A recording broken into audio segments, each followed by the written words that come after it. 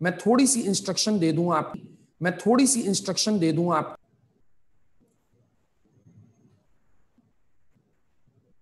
बच्चों chat box में मुझे बता दें स्क्रीन शेयर हो गई है आपको। 15 एमसीक्यूज हैं बेटा इसमें। चलें, wish you best of luck.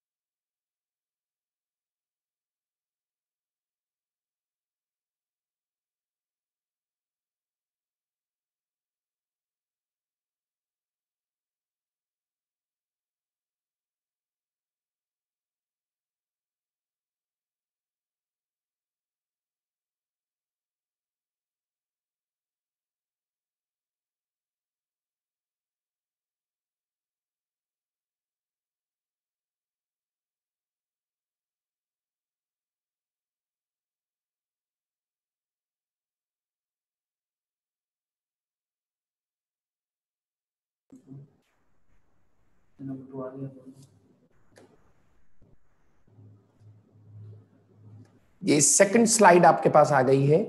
ठीक है, इसी तरह एक एक मिनट पे स्लाइड्स आती जाएंगी आपके पास। जल्दी जल्दी करें।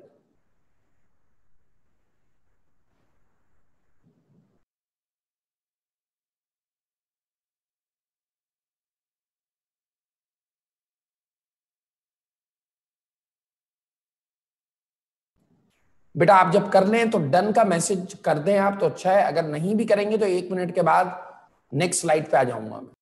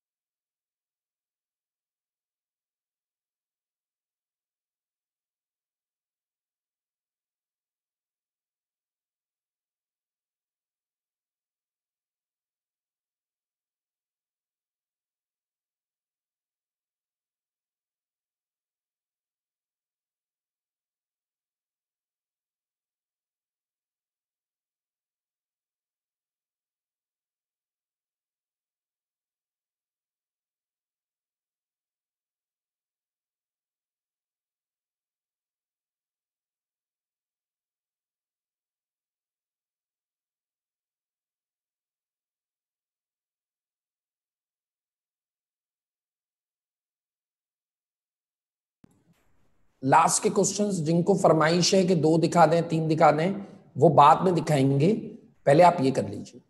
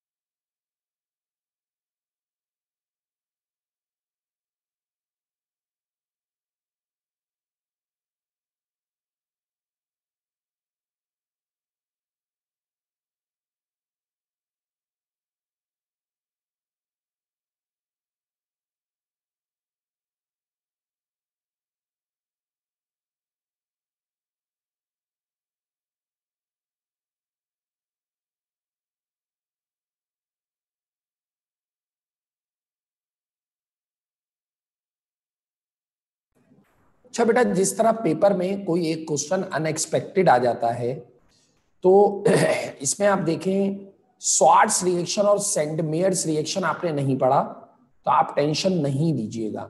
आप इस जब कभी भी इस तरह के क्वेश्चन आए तो आप ये सोच के करें कि आपके सिलेबस में कौन सा हो सकता है, भाई ये सोच के करें तो आप सही आंसर दे देंगे।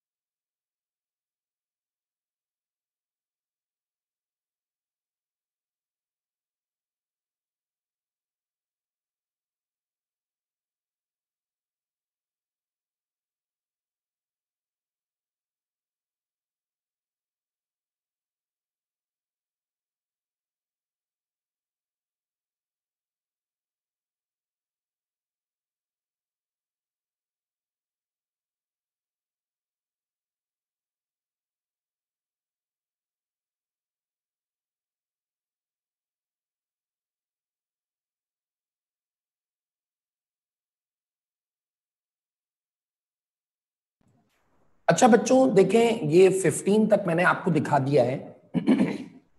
अब सारी स्लाइड्स 15-15 सेकंड्स पे मैं आपको दिखाऊंगा। अगर किसी की कोई स्लाइड रह गई है तो वो देख ले। 15 सेकंड्स तक के डिफरेंस से मैं स्लाइड को रोटेट करूंगा। ठीक है बच्चों, 15 सेकंड के। अब अगर किसी की वो स्लाइड रह गई है तो वो देख सकता है। आपका टाइम शुरू होता है। आप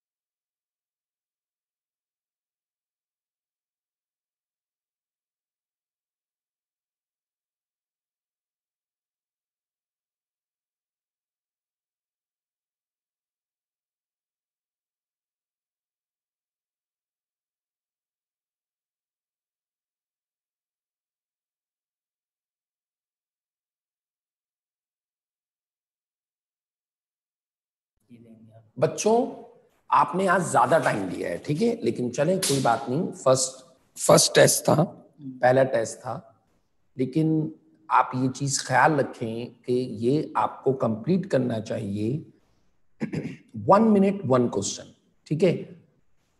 जी जी जी, बहुत ज्यादा टाइम आपने लिया, लेकिन नेक्स्ट टाइम आप इस चीज का ख्याल रखिएगा, ठीक है। तो अब मैं शो कर रहा हूं आंसर की। आंसर की के बाद, ठीक है, आंसर की के बाद आप लोग मुझे अपना रिजल्ट शो करेंगे ईमानदारी से, और फिर मैं हर स्लाइड को रिव्यू करके आंसर को जस्टिफाई करूंगा, ठीक है। चलिए देखें, ये आंसर की है।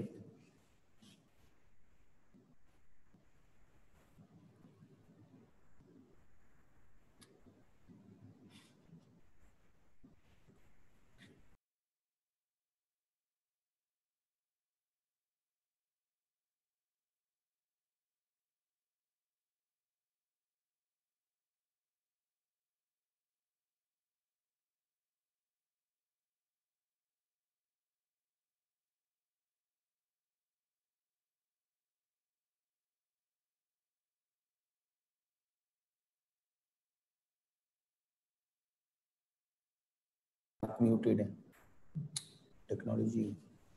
14 आउट ऑफ 15 लाइबा के आए हैं, मोहम्मद हंजला 14 ऊपर टॉप के बताए ना, 15 14 13 गुड। अच्छा 15 वाले कितने बच्चे हैं, पहले 15 वाले बताएं। सर अब्बास ऑब्जर्व कर रहे हैं आपको, 15 वाले बताएं। सब बच्चे आपके मार्क्स बता रहे हैं कि आप बहुत ईमानदारी से जो है, और जाहिर है आप ऑनेस्टी तो इंपॉर्टेंट चीज होती है।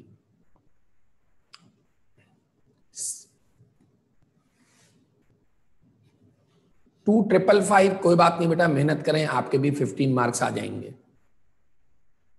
गुड बेटा, शाबाश। चलें रिव्यू कर देता हूं मैं। हम रिव्यू करने के लिए जा रहे हैं बेटा, और रिव्यू कर देता हूं। देखें क्वेश्चन नंबर 1 जो है, आप अगर याद करें, मैंने आपको पढ़ाया था, आप अगर याद करें तो मैंने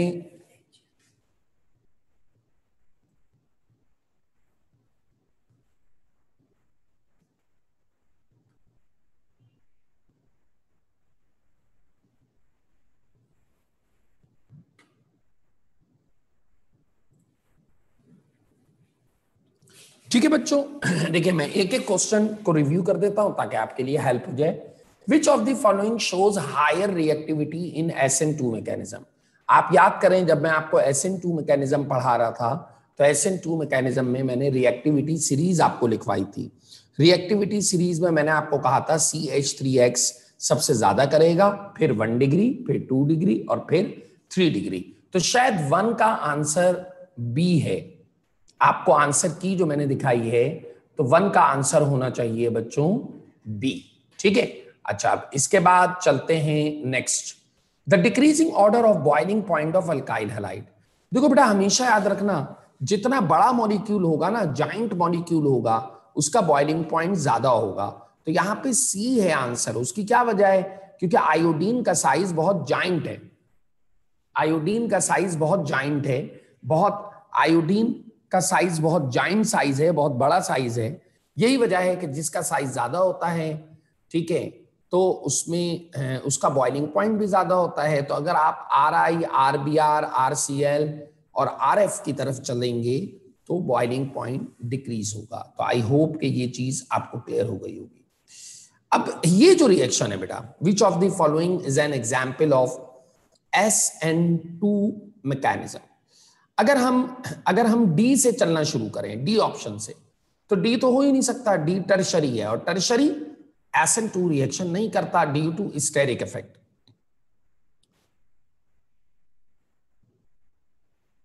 ठीक है, तो सी को अगर हम देखें तो सी अल्कोहल है, और ये मल्टीपल बॉन्ड बना रहा है, और मल्टीपल बॉन्ड कभी भी SN2 मैकेनिज्म मल्टीपल बॉन्ड नहीं बनाता।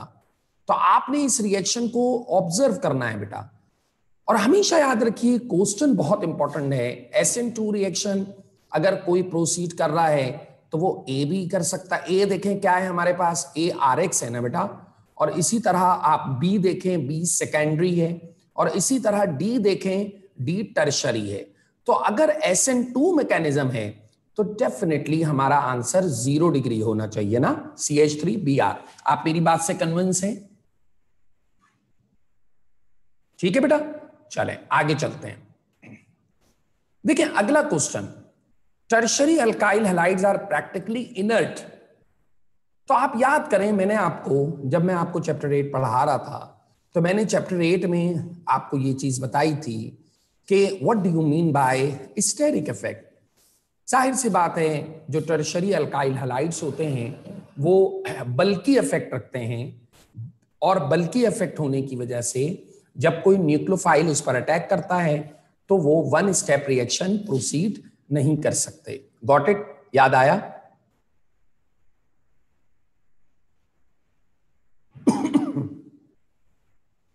ठीक है, तो इसका मतलब है ये ए ऑप्शन होना चाहिए ना। मिथाइलेटिंग एजेंट से रिलेटेड एक क्वेश्चन आया कि alkyl halide is used as a methylating agent. Obviously नाम से जाहिर है कि मिथाइलेटिंग एजेंट, तो ये CH3I होगा। ठीक है बच्चों, अब देखें, अब ये वाला जो क्वेश्चन है, क्वेश्चन नंबर 6, अगर आप सोचें तो ये हमारी सिन बोर्ड की मॉडिफिकेशन है।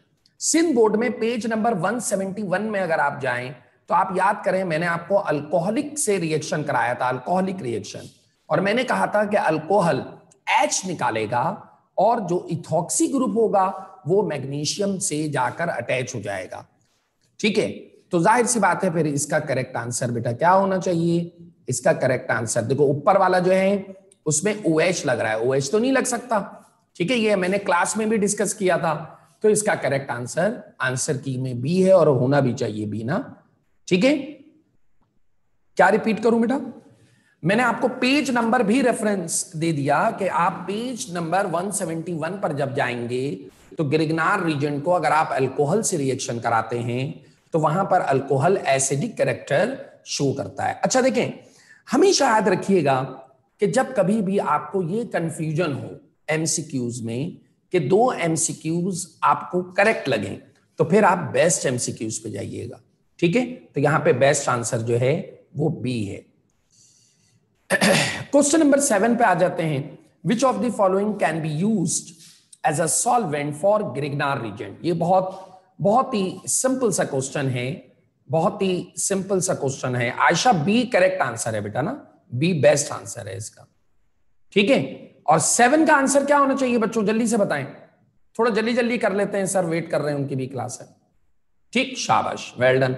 अच्छा अब देखो, ये बड़ा टेक्निकल क्वेश्चन है, क्वेश्चन 8 जो है बहुत टेक्निकल, कितना जाइंट क्वेश्चन है, देखो कितना बड़ा क्वेश्चन है, और ऐसा लग रहा है कि इस क्वेश्चन में हमें बड़ा टाइम लगेगा। अब गौर से सुनना मेरी बात, बड़ा टाइम लगेगा। अब आप एक चीज ये देखें, ये जो क्वेश्चन है, read the following statement and choose the correct code. ठीक है, अब अगर तुम देखो, मैं तुमसे पूछता हूं, क्या कोड नंबर 1 करेक्ट है? कोड नंबर 1 में जो बात बताई जा रही है क्या वो करेक्ट है ना? अब आओ कोड नंबर 2 जल्दी से देखो, कोड नंबर 2 करेक्ट है क्या? SN1 reaction second order kinetics रखते हैं? नहीं ना। अब सुनो, कोड नंबर 2 जहां जहां आ रहा है ना ऑप्शन में, वो पूरा ऑप्शन गया, देखो कितनी जल्दी होगा। अब देखो कोड 2 कंफर्म है मुझे, इन चारों में मुझे पता है कोड 2 जो है ना वो नहीं हो सकता, मैं डैम श्योर हूं। तो अब 2 कहां कहां आ रहा है बाकी देखने की जरूरत ही नहीं है। 2 कहां कहां आ रहा है भाई? ए में आ रहा है। 2 कहां आ रहा है? सी में आ रहा है। 2 कहां आ रहा है? डी में आ रहा है। ये मैं आपको एक शॉर्ट ट्रिक बता रहा हूं, आंसर खुद बाहर निकल आया, बी। ठीक है बच्चों, इस तरह के अगर क्वेश्चन आए तो तुम टाइम सेव कर सकते हो। अब देखें, ये जो मैंने MCQs आपको दिया, तो इसमें ये जो MCQs आपके सामने हैं, बाज औकात बड़े अनएक्सपेक्टेड रिएक्शन आ जाते हैं। तो उसकी टेक्निक क्या है? उसकी टेक्निक ये है कि जो रिएक्शन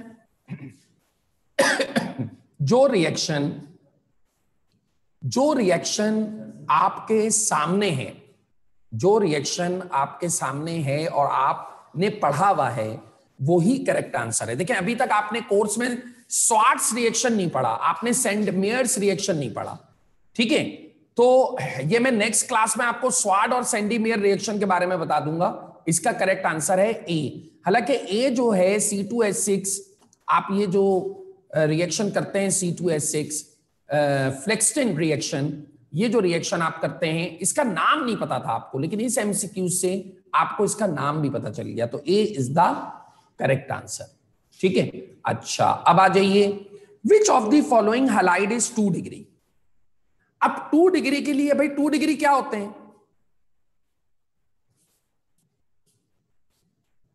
ठीक है। 2 डिग्री क्या होते हैं बेटा, जल्दी जल्दी बताओ मुझे। 2 डिग्री कैसे पहचानेंगे सर, स्ट्रक्चर बनाएंगे और अल्फा कार्बन के साथ अगर 2 कार्बन अटैच हो तो फिर इसका करेक्ट आंसर क्या होना चाहिए, ए। थैंक यू बेटा, शाबाश। देखो ये मैंने MCQs लिया है यूजेस से। Chloroform is used as industrial solvent के तौर पर हम इसको इस्तेमाल करते हैं, ठीक है बेटा।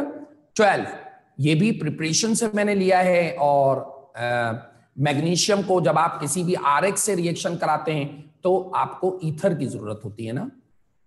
अब देखें ये रिएक्शन याद करें, चैप्टर नंबर 9 जब मैं पढ़ा रहा था और चैप्टर नंबर 8 जब मैंने पढ़ाया, और जब चैप्टर 7 जो हमारा चल रहा था उसमें मैंने आपको कहा कि जब कभी भी तुम 3 रीजन देखोगे, फास्फोरस ट्राइक्लोराइड, फास्फोरस पेंटाक्लोराइड और थायोनाइल क्लोराइड, तो इन तीनों कैटलिस्ट का काम होता है कि ये हैलाइड आयन बना देते हैं। बिल्कुल आपका करेक्ट आंसर है, ये बी है। 14 SN1 रिएक्शन कौन करेंगे बेटा,